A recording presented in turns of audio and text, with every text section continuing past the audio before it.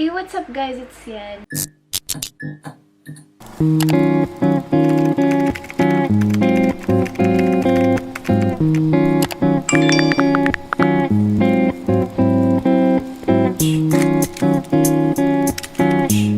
So for today's video, I'm gonna be showing you guys how I edit my Instagram photos. So last year, I made a video like this, but I made some changes on my Instagram feed. So that's why I'm making this updated version. By the way, I'm partnering with Presets by on Instagram for this video. And we'll be having a giveaway. So if you want to know the details on how to join, then please keep on watching. Those mechanics will be given at the end of the video. So a year ago, my feed was more of a pastel feed, like it's soft toned. Unfortunately, I wasn't able to maintain that kind of feed because it's super hard. Kasi for me, mas babagay lang siya sa mga summary photos and photos with colorful background, bright and everything. If ganun yung feed ko, hindi ako makaka-post ng mga pictures na taken during gabi, mga dark pictures. So after that, hindi ko na siya na-maintain and I just posted randomly.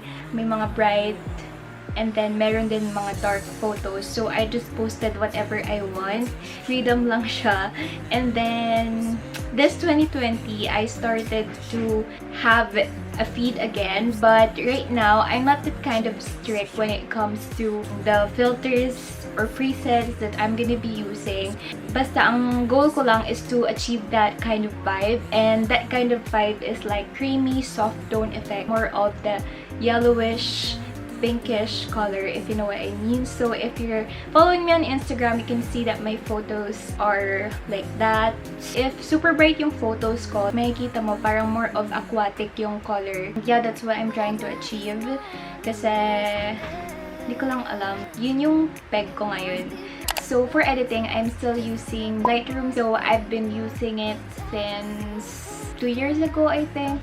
So Lightroom is kind of complicated app than other apps like Snapseed, Visco, and all that. Kasi ang rami niyang options like the curves, split tone, details, and everything. Kaya siya complicated. So if you haven't used Lightroom, sa una talaga maguguluhan ka kasi di mo alam kung para saan tong curves na to and so on. But if you use Lightroom consistently, pag nag-edit ng photos, madidiscover mo na lang yun in the long run. Like, it's just practice and then, yun, magigets mo na lang din siya somehow. So, I'm using Lightroom and then, ito yung mga photos ko. Dinagay ko siya sa isang album para mas madali ko siyang makita. Yung current feed ko is nag-follow siya ng parang ganitong effect. We're gonna edit this photo. Ito yung before and then this one's the after. So you can really see the difference. As you can see, yung background niya is medyo naging grayish. Yung mukha ko is medyo naging brownish, yellowish color. Parang yung ambience mataas kasi mas nag-boom yung color. Like, mas kitang-kita yung color unlike before. Ngayon, super colorful na siya, if you know what I mean. So, ganun yung effect niya. We will just reset this. At yan. Okay, and then we'll start editing. So, first one you're gonna do is go to the light. So, for the light, yung exposure ko is, I usually set it above 0, of course, para to make it brighter. So, around 0, 20, or 30. Ganyan. As what I said sa previous video ko, yung mga numbers na to isn't really consistent for all photos. Yung photos kasi natin is iba-iba siya. Some are super bright, some are super dark. So you really need to adjust it for yourself. You just have to experiment with these things to find the right amount for your photo. For the contrast naman, I set it less than 0. So, yun yung contrast, yung reason kung bakit yung background is nagiging grayish tone, like hindi siya super dark. Kasi if tinaasan natin siya, magiging super dark na siya, yung details. But if binabaan natin siya, magiging, you know, soft tone. I don't know how to explain it, but you can see it. So more of like negative 55, like that, so on. And for the highlights naman, I set it less than 0. If you place the highlights above 0, magiging super white siya, lalo na yung background. Super white na yung background. So, you have to place it less than 0. And if i-place siya less than 0, mas magiging darker yung photo. Yan. So, as you can see, parang ngayon, soft tone na siya. Like, faded effect ganun. And then, for the shadows naman, I set it greater than 0. So, nasa taas siya. So, if we put it less than, super dark na yun. So, we have to make it really bright, like that. And then, for the whites naman, we have to make it less than 0, of course. So, mga negative 100 siya. So, as you can see, ibang-iba na talaga siya from the before photo. But marami pa tayong ayusin dyan. For the blacks naman, also negative siya. Kasi if we put the blacks up, tapos yung whites natin is nasa baba na rin, super bright na siya. So we have to place the blacks to less than 0 in order to accentuate or like to highlight more yung features ng photo para hindi siya masyadong maging faded tingnan. Yan. Kasi if we place it to negative, say, negative 40, around like that, mas okay siya. And then, next thing naman, for the color naman, this is when we place the temperature upward. Of course, as what I said a while ago, yung photo natin, it achieves more of like a yellowish or brownish tone. So, we have to put the temperature up sa yellow side. So, for the temperature, around positive 25, like that. So, as you can see, the magic of temperature, mas naging warm yung picture. And for the tint naman, we have to place it upward kasi yellowish pinkish tone yung ina-achieve natin dito. So, around 15 like that. It's not really consistent. Like, you really have to play with these features. And for the vibrance naman, of course, we have to put it upwards kasi if we put it downwards, you can see magiging unsaturated siya, like black and white ganun. So, we have to put it upwards around 50 like that. Yan. Now, let's proceed to mix. So, dito sa mix natin, paglalaruan yung mga different colors, red, orange, yellow. This is kind of long process, unlike my previous how I edit my Instagram photos. For the color red, we put the hue less than, around negative 3, negative 4. And for the saturation, we put it upwards. Putting the saturation upwards means mas ginagawa mong colorful yung picture. Like, mas tumitingkad yung colors. 7. Okay. For the luminance, 20. So, yung luminance naman is, if you set the luminance to less than 0, magiging masyadong OA na yung picture. Like, it's not the natural one. Like, you can see yung lips ko sobrang naging different na. So, if we put it upward, tamang-tama lang siya. So, luminance is 20, around like that. And then, for the orange naman, we have to put it to the negative side.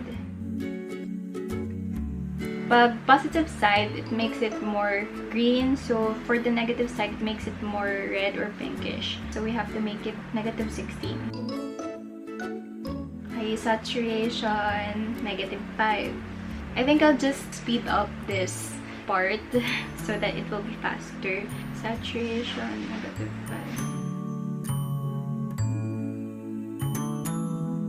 5. So we now move on to the yellow.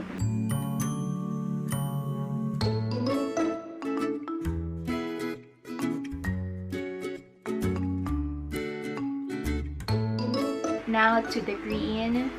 Green is negative 13. And then saturation is negative 100. And luminance is negative 50. Next, we go to the aqua part. For the hue, it's negative 100. Saturation, negative 100. And luminance is 20. Let's move on to the blue. Negative 26. Saturation is 6. Luminance is negative 21. And for the purple hue, we have negative 41. So yeah, it's getting there.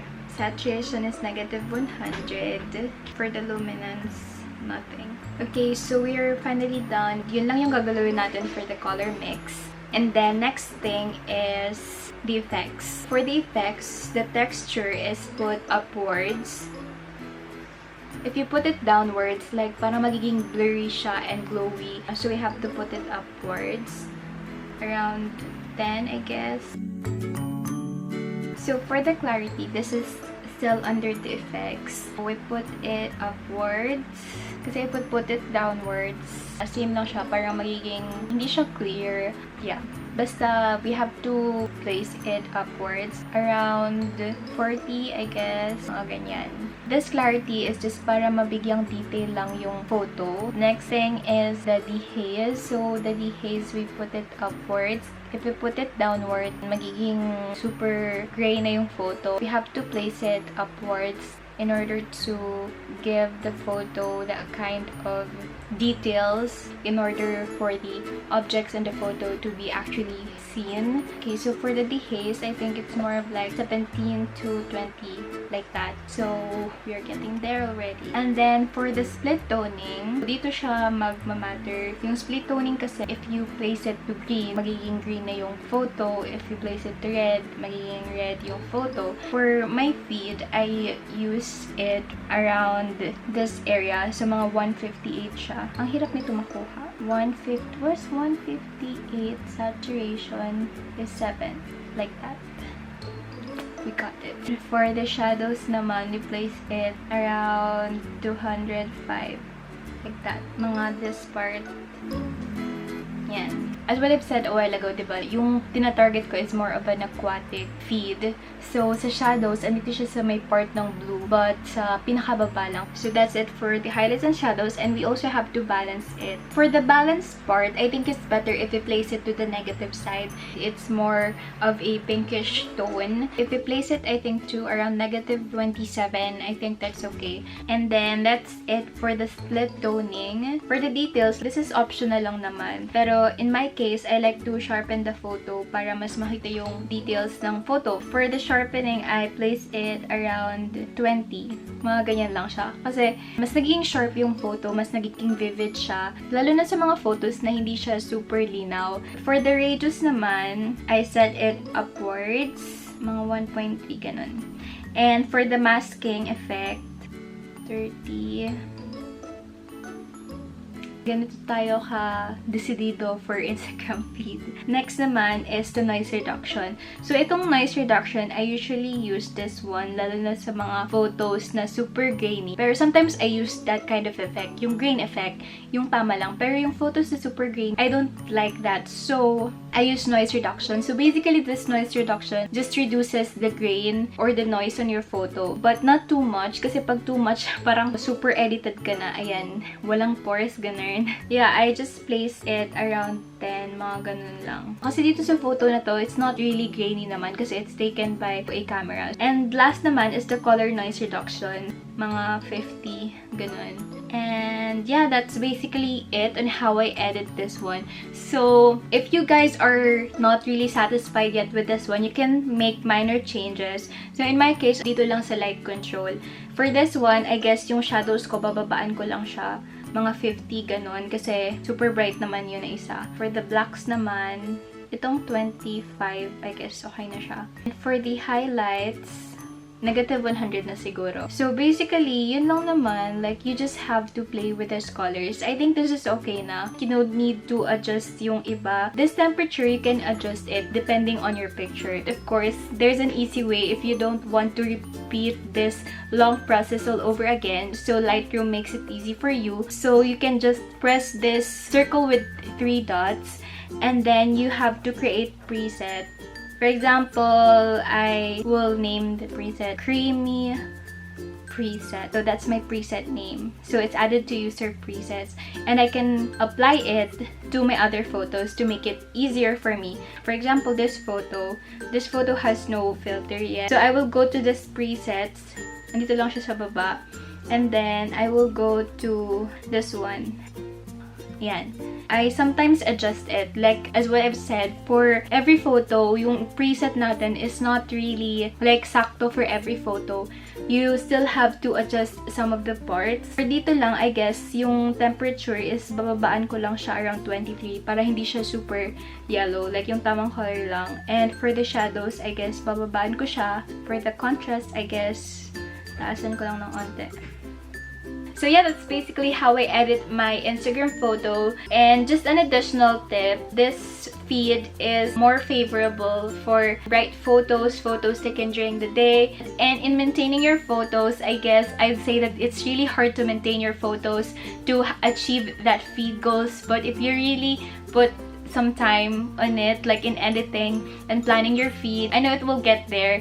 Like, I've seen a lot of Instagram users with good feed and I really admire them for that. So that's why I'm motivated. Before posting my photo on Instagram, I use this app called Unom. So this is where I see if my photo really matches my feed. So this is where I place my photos first so that I could already plan what photos I would post. Sometimes meron na akong mga photos na andito na hindi ko pa napopost. Parang sinusunod-sunod ko sila on what photos look better nakasunod niya. Kasi some photos kasi mas maganda siya na itabi for this certain photo. I arrange them using this app. So this app can be synced to your Instagram account, so you can keep track of what your feed looks like and what previous photo you posted. So yeah, I still have photos here that are left unposted and I'm just planning, like I'm seeing if kailan siya magandang i-post. Sabi nga sa akin, ang organize ko daw kasi pati yung mga pictures, like may plano na talaga kung ano yung pasunod-sunod. Or however you pronounce it, it really helps me to plan for my feed so that it won't